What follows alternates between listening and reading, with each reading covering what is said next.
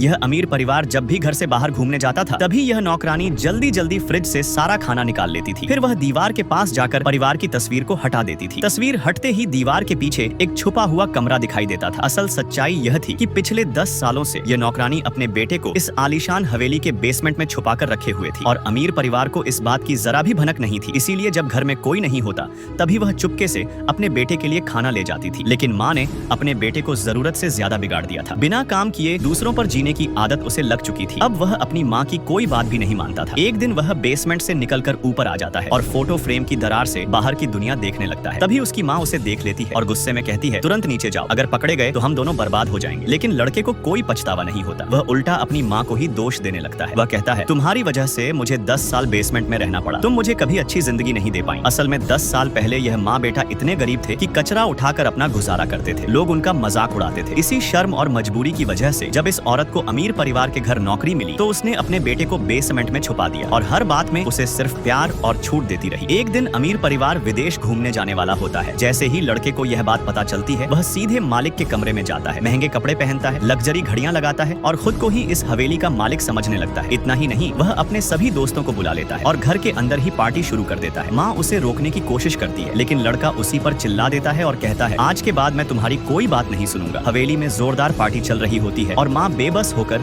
सब देखती रहती है। तभी अचानक अमीर परिवार की बेटी वापस आ जाती है क्योंकि वह अपना पासपोर्ट भूल गई होती है। उसी वक्त लड़का अकड़ के कहता है, ये घर मेरा है, और तभी असली मालिक घर में दाखिल हो जाते हैं। पार्ट 2 आपके रोंगटे खड़े कर देगा। सब्सक्राइब जरूर करें।